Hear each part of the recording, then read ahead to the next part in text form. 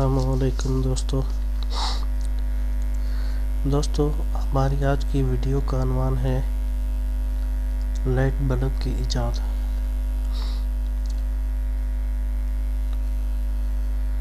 دوستو Thomas Edison کے متعلق کئی کہانیاں سنائی جاتی ہیں۔ اسے آج تک کے انسانی تاریخ کا عظیم ترین معجزہ قرار دیا جاتا ہے۔ الجھے بالوں، سلوٹ زدہ کپڑوں اور تھکے مانند چہرے، ایڈیسن ہر وقت کام میں کھویا رہتا تھا۔ وہ کبھی کبھار کچھ درستگی اور تکبر کا رویہ بھی اختیار کرتا تھا۔ مثلاً ایک مرتبہ اسے تھوکنے کے لیے اگال دان پیش کیا گیا تو اس نے کہا کہ وہ فرش پر تھوکنا زیادہ پسند کرتا ہے کیونکہ وہ ہر کہیں اور ہر وقت پاس ہوتا ہے۔ ایک اور کہانی یہ بھی ہے کہ اس نے انکینڈیسنٹ لائٹ بلب ایجاد کیا تھا۔ ایڈیسن سے پہلے بھی کئی لوگ یہ ایجاد کر چکے تھے لیکن کوئی بھی کارآمد نہ ہوئی۔ اس کا کارنامہ ایک کارآمد حقیقی بلب ایجاد کرنا تھا۔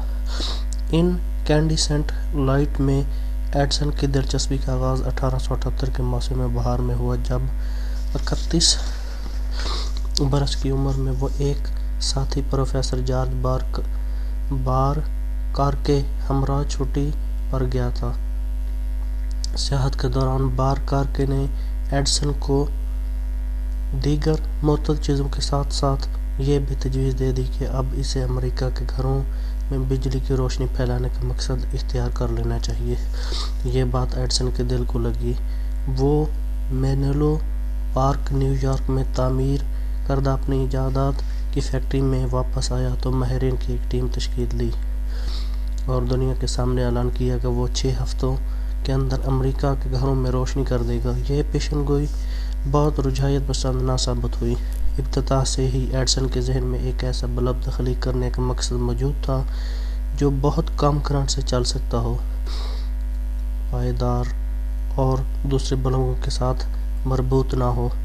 اگر ایک بلب خراب ہو جائے تو دوسرے پر کوئی اثر نہ پڑے اور ایک بلب کو ایک سوئچ کی مدد سے آن آف کیا جا سکے۔ چنانچہ ایڈیسن اور اس کی ٹیم نے بلب بنانے کے ساتھ ساتھ ایک پورا نظام بھی واضح کرنے کی کوشش کی۔ انکینڈیسنٹ بلب ایک سادہ سا آلہ ہے اور اس کی تہ میں کار فرما سائنس برقی مدافعت کے مظہر پر مبنی ہے۔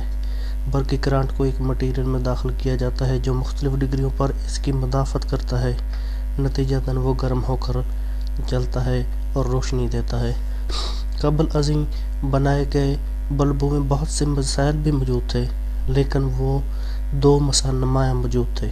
برقی کرنٹ گزارنے کے استعمال کیے گئے فلامنٹس حرارت کو برداشت نہ کر پاتے اور جل جاتے۔ کھلی فضا میں تو یہ عمل چند سیکنڈوں یا منٹوں کے اندر ہو جاتا۔ چنانچہ موجدوں نے فلامنٹ کو شیشے کے گلوب میں ڈالا اور اسے سیل کیا اور اس میں آکسیجن کو کھینچ لیا تاکہ خلا میں فلامنٹ حرارت کو زیادہ بہتر طور پر برداشت کر سکے۔ ایڈیسن جانتا تھا کہ اسے ایک اعلیٰ فلامنٹ تخلیق کرنا ہے اور اس کا بہت پتلا ہونا ضروری تھا تاکہ کرنٹ کو تھوڑی سی مقدار کافی ہو۔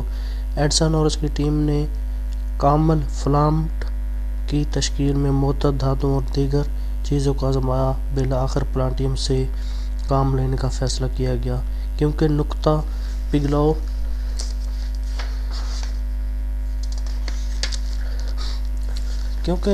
اس کا نقطہ پگھلو زیادہ تھا، تقریباً 3191 ڈگری فارنہائٹ۔ ایڈیسن کی ٹیم کے دوسرے افراد نے شیشے کے گلوب میں آکسیجن نکالنے کے کچھ بہتر طریقے بھی واضح کیے۔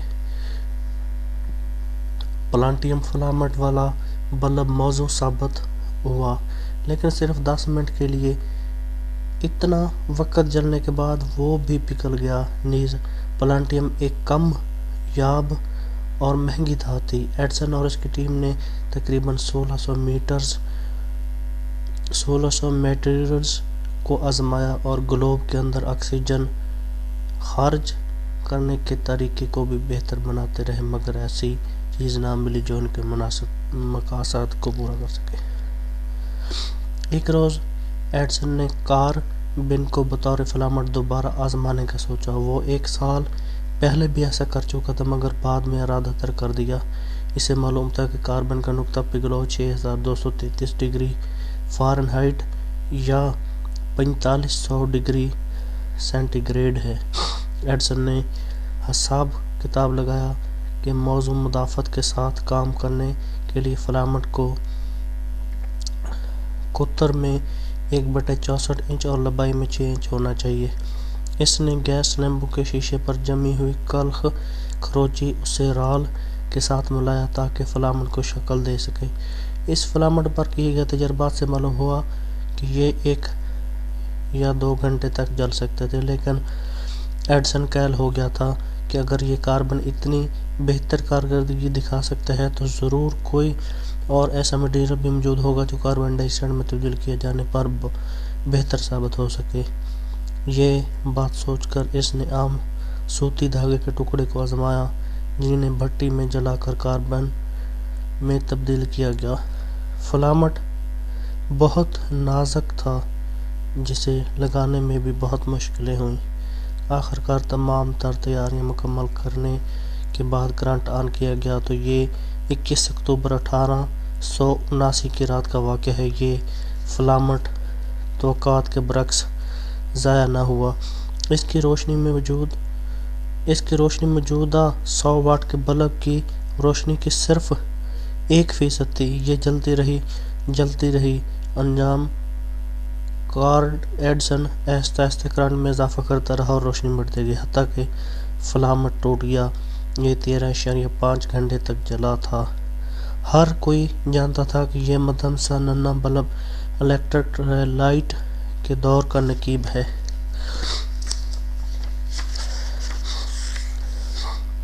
یقیناً ایڈسن نے اتنے پر ہی اکتفا نہ کیا۔ اس نے فلامنٹ کو خوردبین کی مدد سے دیکھا اور جانا کہ اسے درکار کاربن ڈائی آکسائڈ ایسے مٹیریل سے حاصل ہوگا جو ریشے دار ہیں۔ سن کی کوئی قسم۔ آخرکار ایڈسن نے جاپان سے درآمد شدہ بانس کا ریشہ استعمال کیا جو 900 گھنٹے جلتا رہا۔ ایڈسن کو بجلی کا نظام تخلیق اور نصب کرنے میں صرف 3 سال لگے جس نے روشنی کو عملی بنا دیا۔ اس کی ایڈسن الیکٹرک لائٹ کمپنی نے نیویارک سٹی کی پرل اسٹریٹ میں ایک پاور اسٹیشن تعمیر کیا اور ممکنہ گاہکوں کے گھر میں جانے والے گیس پائپوں کے ذریعے تار پہنچائیں۔ ابتدائی صرف 88 گاہک ملے۔ اس نظام میں کافی خرابیاں تھیں لیکن انہیں دور کیے جانے پر بلب بہتر ہوتے گئے اور گاہکوں کی تعداد میں بھی اضافہ ہوتا گیا۔ 19ویں صدی کے اختتام پر 10 لاکھ گھروں میں برقی روشنی موجود تھی۔ آج تقریباً ہر گھر میں روشنی موجود ہے۔ چیزوں کی ترتیب میں لائٹ بلب کی اہمیت کس قدر ہے؟ آپ اس کی اہمیت پر غیر متہم بول سکتے ہیں۔ روشنی کے بلب نے رات کو دن میں بدل دیا۔ لوگوں کے لیے رات کے وقت بھی پڑھنا لکھنا، دیر تک گھر سے باہر رہنا وغیرہ ممکن ہو گیا۔ اس ایجاد نے دنیا کی نئے سرے سے صورت گیری کی۔ شکریہ دوستو، ہماری اس ویڈیو میں اگر کوئی غلطی ہو کوتاہی ہو تو دوستو کمنٹ میں آپ ہمیں اس بارے میں آگاہ کیجیے گا۔ دوستو ہماری ویڈیو کو اپنے دوستوں کے ساتھ شیئر کریں، ہمارے چینل کو سبسکرائب کریں اور ساتھ میں دیا گیا بیل آئیکن کو بھی پریس کریں تاکہ ہماری آنے والی ہر نئی ویڈیو آپ کے پاس اس کا نوٹیفیکیشن آپ کو مل جائے۔ شکریہ دوستو۔